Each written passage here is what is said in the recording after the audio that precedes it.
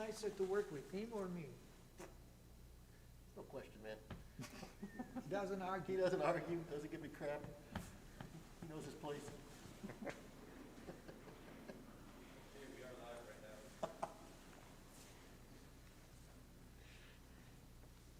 All right. Erev Tov, good evening, everyone. My name is Eyal Bor. I'm the director of the Mark G. Loeb Center for Lifelong Learning and the Bethel Schools. We are tonight having our first Wednesday at Bethel, a program that is being endowed by the Cultural Serious Fund. Once again, COVID has given us no choice but to present tonight's wonderful performance virtually. I'm standing here, and we are only 4 people here. Andy, Dan, Jonathan, and myself. The entire auditorium is empty. However, even during this recent COVID surge, we continue to bring you new and interesting virtual events. You will receive information for a new series coming soon called My Story. You will meet people from our area who have made an impact and made a difference in their lives, their family, and this community. We hope you will join us as we meet our neighbors and perhaps see them through a new lens. Where did they come from? Where did they have this ability to create changes? How have they continued to grow? Stay tuned for upcoming dates and times. We're working on the new season for our adult education course guide for 2022-2023 that will be sent to you in the summer. We will continue to present you with learning, entertainment, socialization, Judaics, and spirituality to accommodate as many interests as you have. No other congregations does this on such a consistently high level. Many events are free to members or non-members. To that end, the Rabbi Mark G. Loeb Center is proud to ask you to participate in building this new season of learning by placing an advertisement or dedication, honor a loved one, cherished family members or friend, growing business, or special life cycle event in the course guide. This not only helps our programming, but you will know you are part of this important project that brings you and so many others joy and pride.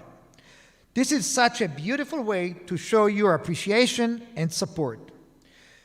With that in mind, it is my pleasure to introduce this evening's wonderful concert featuring violinist Jonathan Greenberg, soon to be Dr. Jonathan Greenberg. He's going to graduate this coming May with a doctorate in music from Peabody. Jonathan is from the Chamber Encounters, and guest pianist Dr. Dan Weiser, whom we know from many concerts that he has performed at Bethel.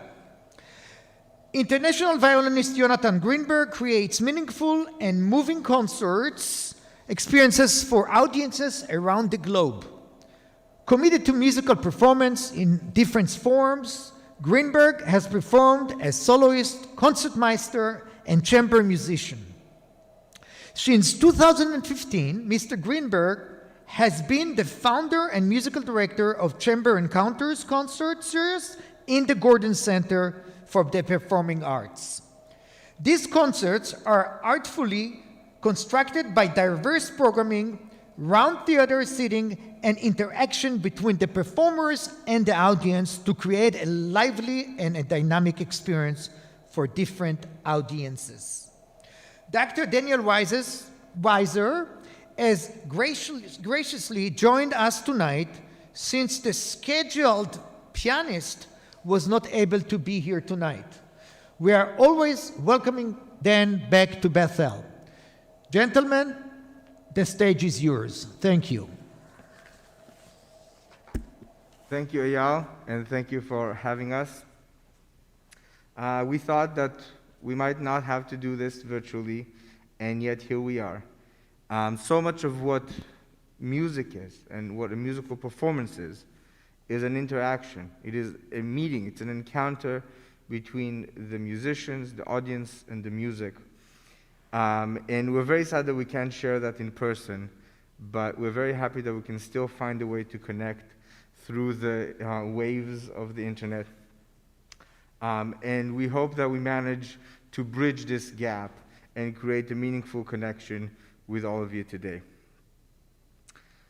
Our program today is a very, very special program. It is a celebration, really, of black musical voices, namely in this concert, 3 composers who, some of them may have seen success in their day, but really did not receive the respect and the place in history and in modern times that maybe their music deserves. So we are here to hopefully give them their place that they do deserve. We have 3 composers from 3 different eras and 3 different countries. We have Joseph Bolognier, who is a French classical composer from the 18th century. We have Samuel Coleridge Taylor, who is an English composer from the 19th and turn of the 20th century. And we have William Grant Still, who is an American 20th century composer. The first piece we're going to play for you is by the French Joseph Bolognier, who may also, you can see sometimes him called the Chevalier de Saint-Georges, and he has a very, very interesting life story. He is the son of a French planter in the French colony of Guadeloupe, and his slave, his African slave, by the name of Nanon, who apparently gave birth to the composer Joseph at the age of 16. Now, his father, Georges Bolognier, took responsibility for the child as his own and therefore sent him to Paris to have a good education. He went to a military academy, hence he graduated with the title Chevalier, which is kind of a military knightly French term, Chevalier de Saint-Georges. He was actually legally not allowed at the time to have the last name of his father because he was the son of an African slave. We don't know anything about how he learned music. We just know that one day there appears a fantastic violinist in Paris who happens to be the same person. Granted, he was more well known for his fencing skills, and he was known as one of the best fencing champions in all of Europe. He also happens to be a colonel of the very first all-black regiment in any military in Europe. So he really had a very, very colorful life. But we're here to share with you his music, not his fencing skills. So with that, the music of Chevalier de Saint-Georges really is very classical. Classical, we think of usually Mozart and Haydn, maybe early Beethoven. And he was dubbed at the time as the Black Mozart. Obviously, Mozart was not dubbed the Black Chevalier de Saint-Georges. And we can see history's slight, how shall we say, discrimination. But we have this beautiful piece of music, his A major sonata for violin and piano. Now, unlike what we usually think of sonatas for violin and piano, like, let's say, Beethoven or Mozart, he calls his sonata, listen to this, a sonata for piano with the accompaniment of an obligatory violin. So really, this is a sonata for Dan, and I am here as mere accompaniment. Let's show you just what he means by that. We'll play a short piece of the music where the piano really is the soloist, and I am just an embellishment.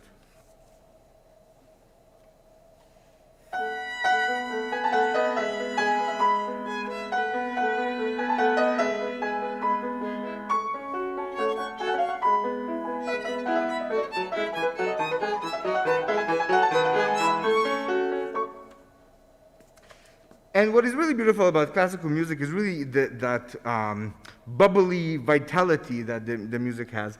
And we're going to take just a short part and show you just how that bubbliness is achieved.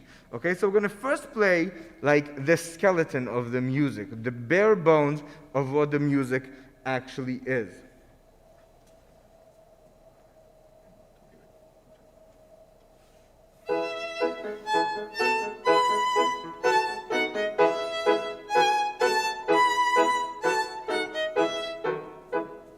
That was not that interesting, let's all admit.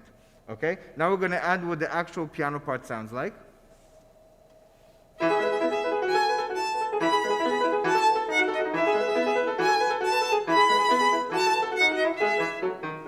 And lastly, we're going to add the actual violin part.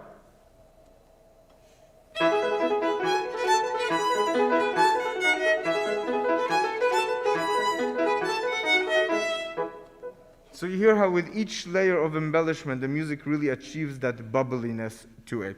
So without further ado, this is a short sonata, 2 movements. The first movement is Allegro moderato, and the second movement is Andantino, Chevalier de Saint-Georges, Joseph Bolognier, sonata in A major for piano with violin accompaniment.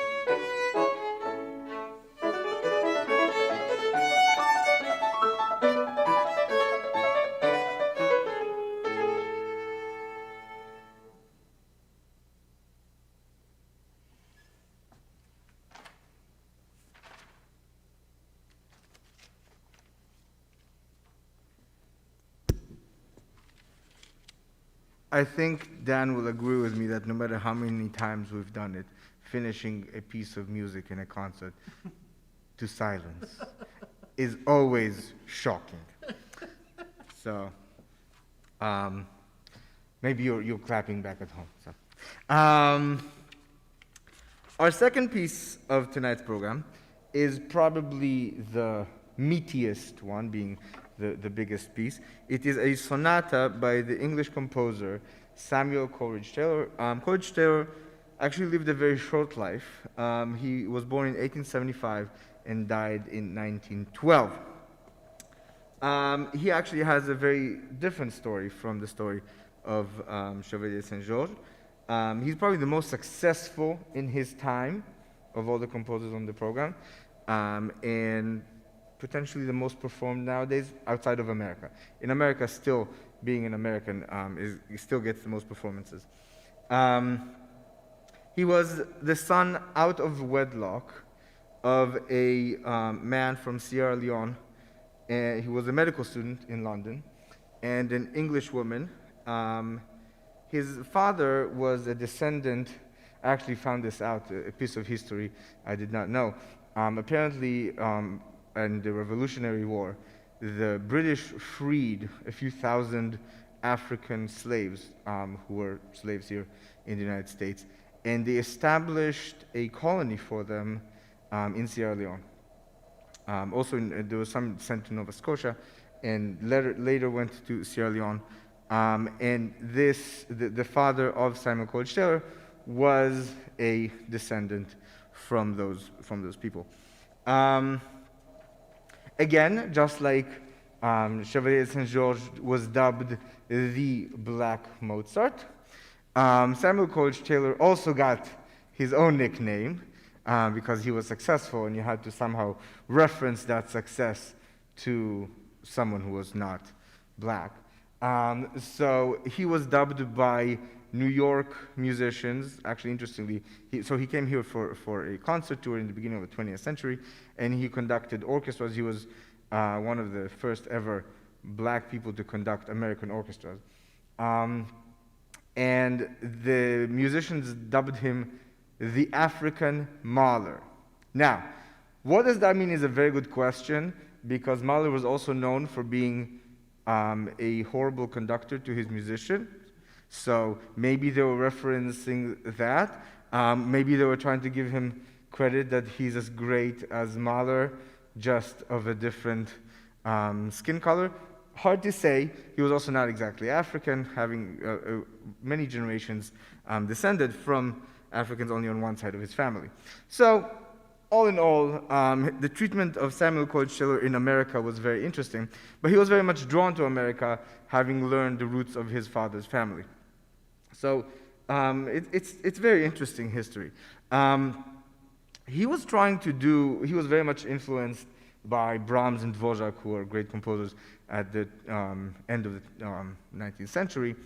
And what he wanted to do, Brahms is very well known for his Hungarian dances. He liked taking Hungarian-style folk music and incorporating it into the classical music, same as Dvorak did with Czech and Bohemian music.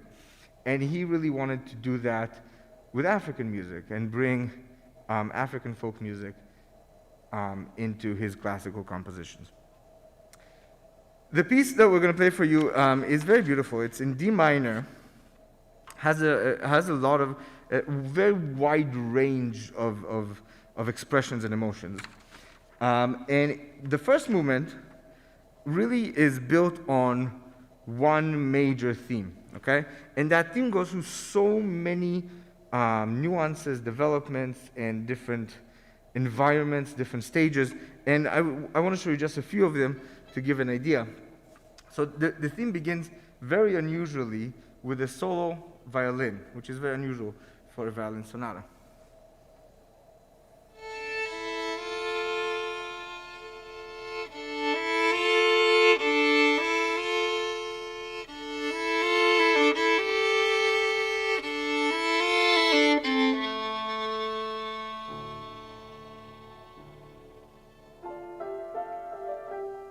And then responded by the piano. Later, this theme takes on many, many forms. Let's see one of them, for instance. So let's just hear what happens now in the piano, because my notes are going to be the exact same, only louder. But the piano is actually what adds here a significantly different aspect. What?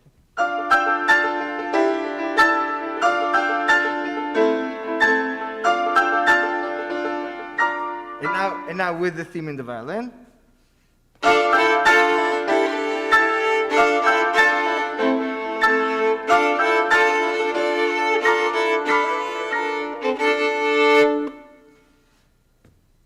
Later, we have this theme come to us in a very different key. So D minor is the original key of the piece. Then it comes in a very broody atmosphere in C sharp minor. What's interesting about C sharp minor, it is one of the only keys that share 0 notes with D minor. Usually keys have at least a few notes that they share that are similar. D minor and C sharp minor share absolutely nothing. So it's as far away from where we started as possible.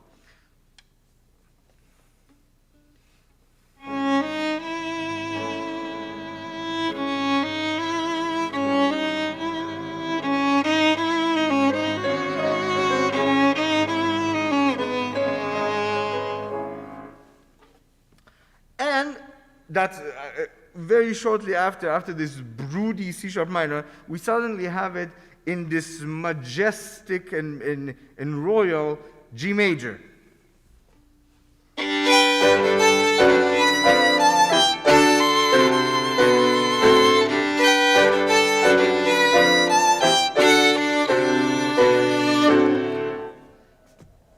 Very interesting. Even the second theme in this movement, which usually contrasts the main theme, the main melody, it does contrast, but it's still built on a very similar rhythm.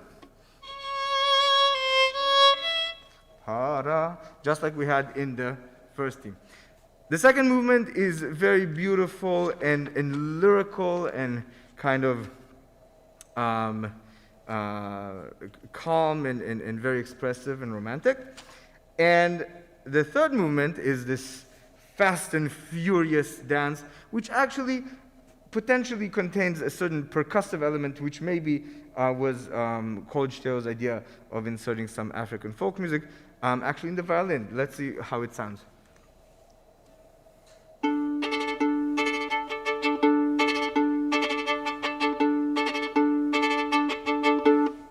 Etc., etc.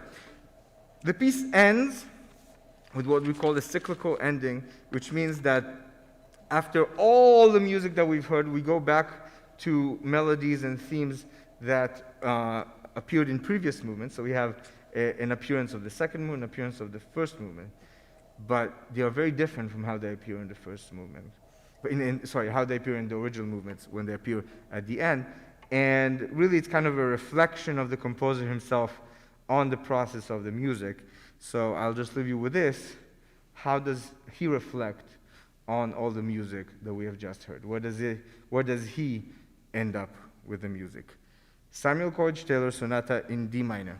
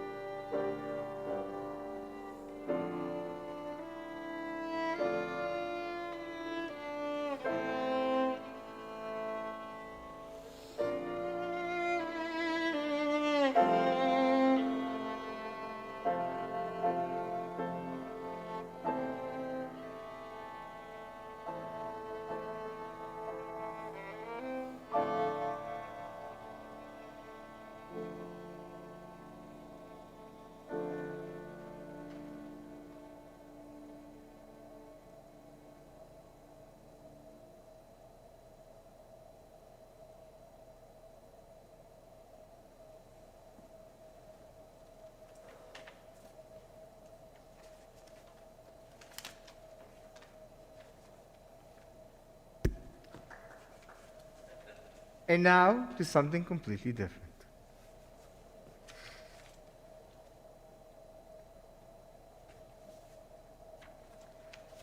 I gotta say, Dan deserves a huge bravo. He jumped in less than a week ago, seeing most of the music for the first time. And he has done an incredible job, and it's been a pleasure to work with him, and I'm very grateful to Dan for that. And I was double excited when he said he knew the following piece, and he's performed it many times.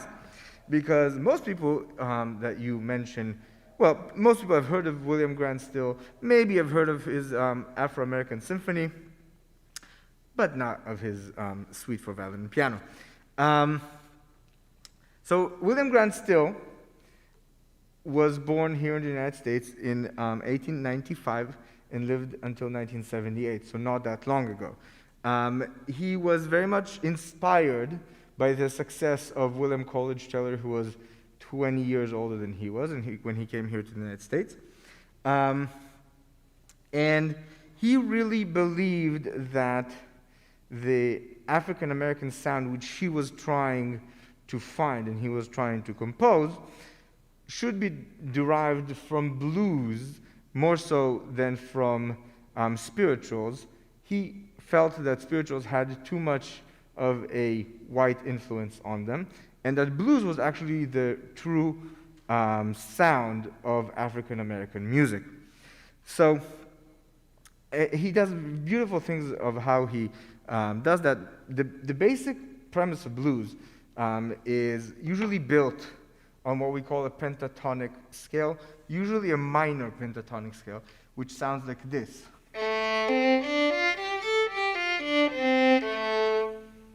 Okay? that's prevalent in many cultures, in many, many kinds of music, including Jewish music. But what makes blues really is what we call the blue note, okay? So all we do is we add one note into that pentatonic scale. Sorry, my bad.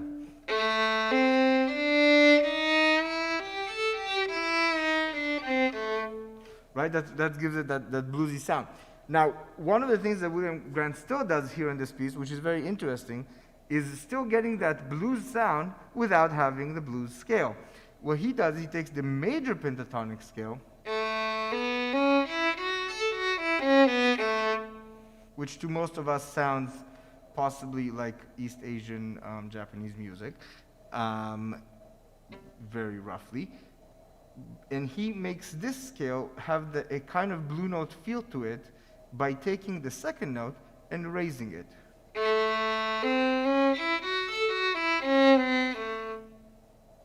You hear that? It's very interesting. Anyway, we have 3 different dances in this suite. A suite is always a collection of dances. The first one, each of them was inspired by a different work of art. The first one is inspired by Raymond Barthes' African Dancer. I actually don't have a copy of it, unfortunately, but it is a statue that depicts an African dancer. The second movement is inspired by a work of art, actually a series of works of art, it's not just one, called Mother and Child by Sergeant Johnson.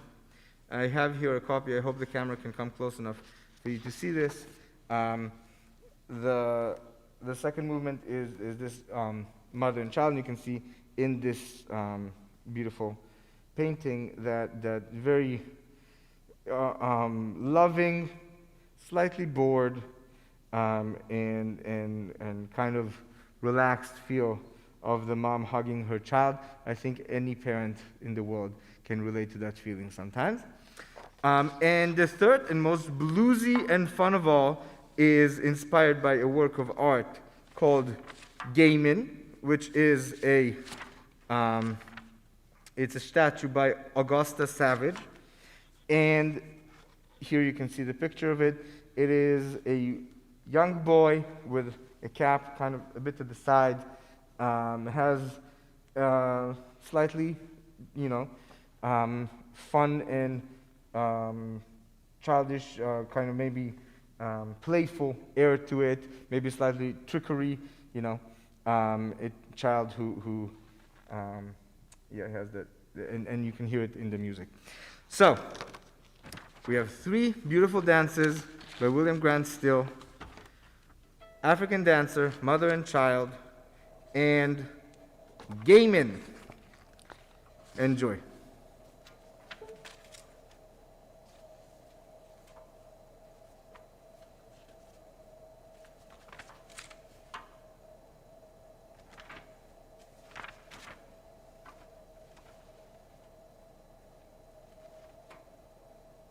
By the way, one of the interesting things about William Grant Still music is that it has never received a proper, real good edition of the sheet music, which is partially why I have to spread the music so far wide over here.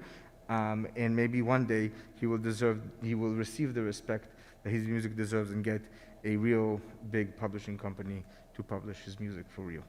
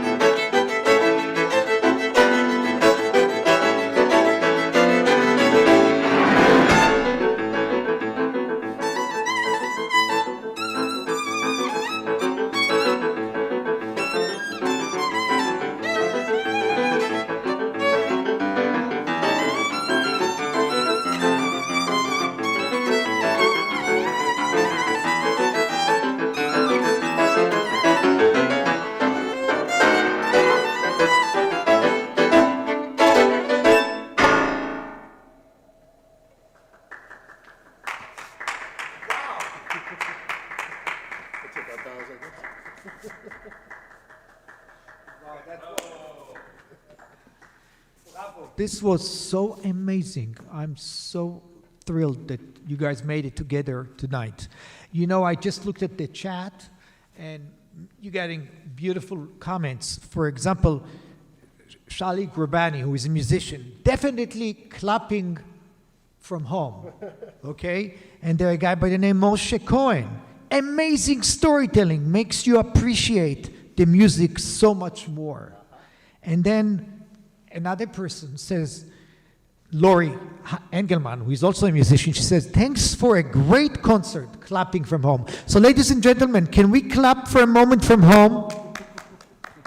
Thank you so much. Thank you, Dan. Thank you, Jonathan. Thank you, Eyal, for having us. Thank you. And can I ask Andy to come to close, to do the closing remarks? And also thank you, Andy, for being the producer of tonight, and to Alan Marks from home for helping to put this evening together. Andy?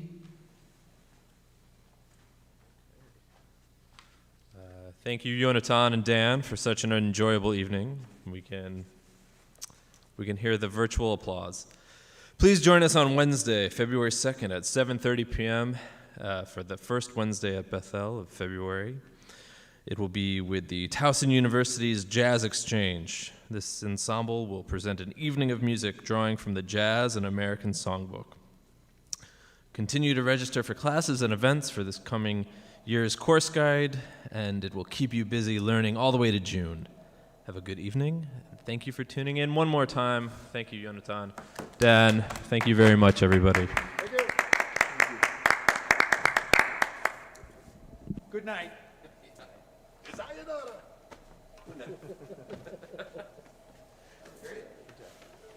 It was really very nice. An amazing concert.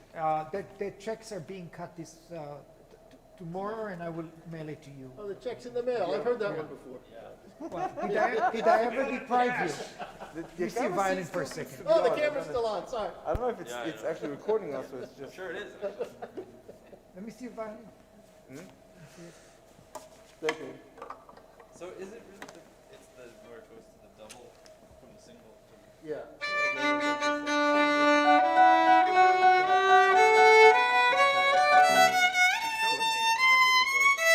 Very precious. צליל גדול.